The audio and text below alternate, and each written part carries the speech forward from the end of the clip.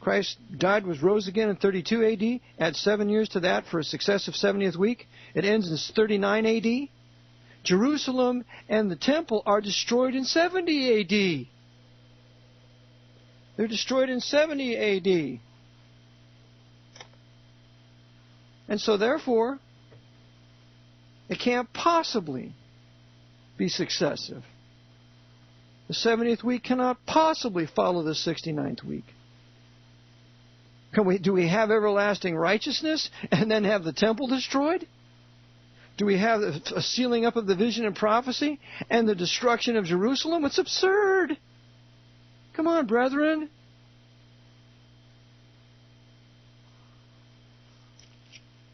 And then verse 26, Messiah is cut off. He's not cut off in the first 69 weeks. The 69 weeks are fulfilled when he declares himself the Messiah. He's cut off 4 days later. So Christ is not cut off during the first 69 weeks. And the city and the sanctuary, they're destroyed after he's cut off. They're not destroyed in the first 69 weeks. They're destroyed after the 69 weeks. And then he, that is the prince that shall come. It is not Messiah. It is not the people. The nearest antecedent is the prince, my friend. He, the prince that shall come, this Roman prince, the Pope, he will confirm, as you said, thank you, thank you, thank you. He shall confirm, he shall establish an existing covenant. And you know that covenant will probably very well be an international treaty administered through the United Nations or something like that, giving peace to Israel, attempting to establish peace in the nation of Israel.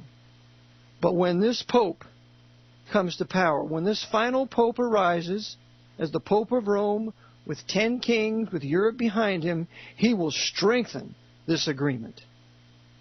He will add sustenance to this agreement. In other words, people better be afraid to violate this agreement. This is not the New Testament. That is absurd. And then in the midst of this week, he, the same one who confirms the covenant, he causes the sacrifice and oblation to cease. The Lord Jesus Christ would never do that. He would never cause that sacrifice and oblation to cease in the temple. And furthermore, if he was going to do that, he would have done it in the 69th week.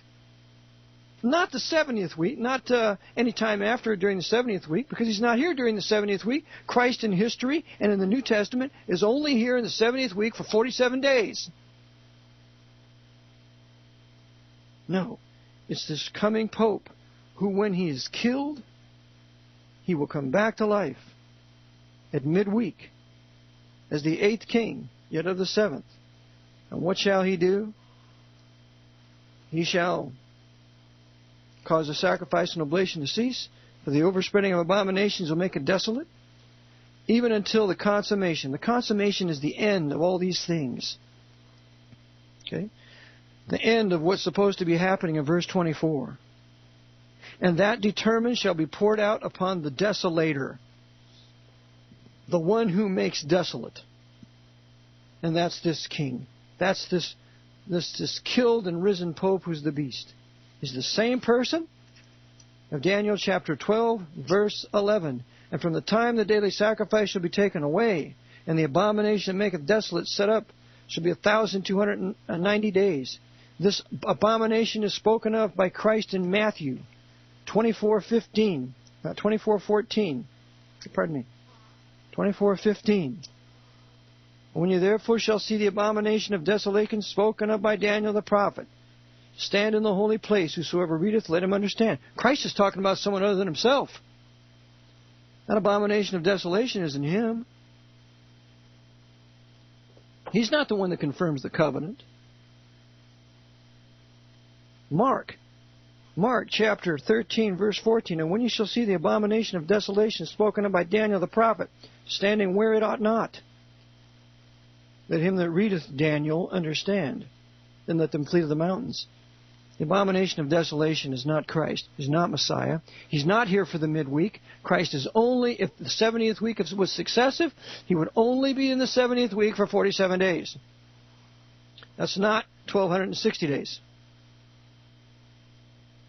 So what will happen is, when this beast comes to power and he rises from the dead, he's the risen Pope, what he will do is he will have a false prophet. And this is what the false prophet will do. Revelation 13:15. And he, the false prophet, had power to give life unto the image of the beast, that the image of the beast should both speak and cause that as many as would not worship the image of the beast should be killed. The image of this beast will be placed in the third Hebrew temple, exactly as Antiochus Epiphanes did when he did this in 160 AD or so. He placed an image in the Hebrew temple, the Herodian temple. He desecrated it. Just like Caligula, our first Roman emperor, who's one of the seven heads, he desecrates the same Herodian temple in 39, 38 AD, something like that, by putting an image of himself there. Even so will the beast do the same thing. The beast will put an image of himself in this third Hebrew temple, and then he'll go to Babylon to be the king of the world's commercial capital, yet to be rebuilt. And we shall cover that topic next week. We see also the mention of this image of the beast in Revelation 19, verse 19. And I saw the beast and the kings of the earth and their armies gathered together to make war against him that sat on the horse and against his army. And the beast was taken, with him the false prophet that wrought miracles before him, with which he deceived them that had received the mark of the beast, and them that worshipped his image. This image of the beast is very important, because the image is the abomination. The one desolating is the one who put it there. The abomination of desolation is the image of the desolator. And the beast, being the desolator, puts the image of himself in the third Hebrew temple. And when that happens, the Jews, many of them, will flee into the wilderness. And that will happen in a future 70th week of Daniel, because there is a gap, a time gap, of about 2,000 years between the 69 weeks, the first 69 weeks, the first 483 years, and the last 7-year period.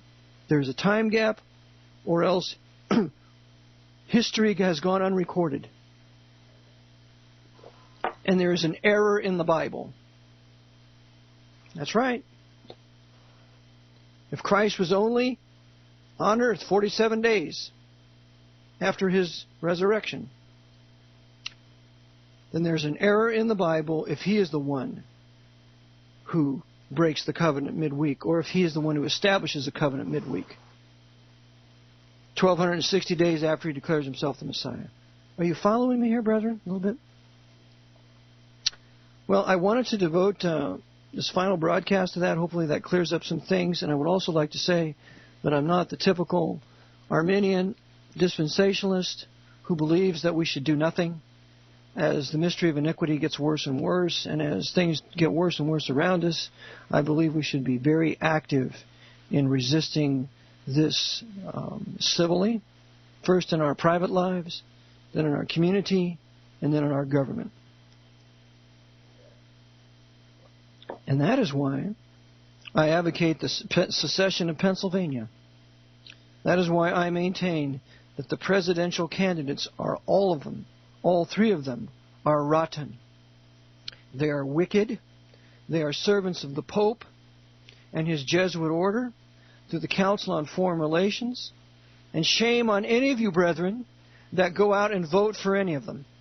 Number one, you're giving credence to wickedness and to the Jesuits. You're consenting to their dictators.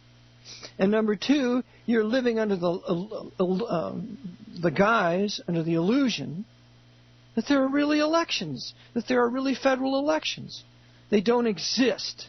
There is no such thing as a federal election for a U.S. president. And I maintain the majority of the U.S. senators. I mean, look at Arlen Specter. He's been in there for, what, 5 terms?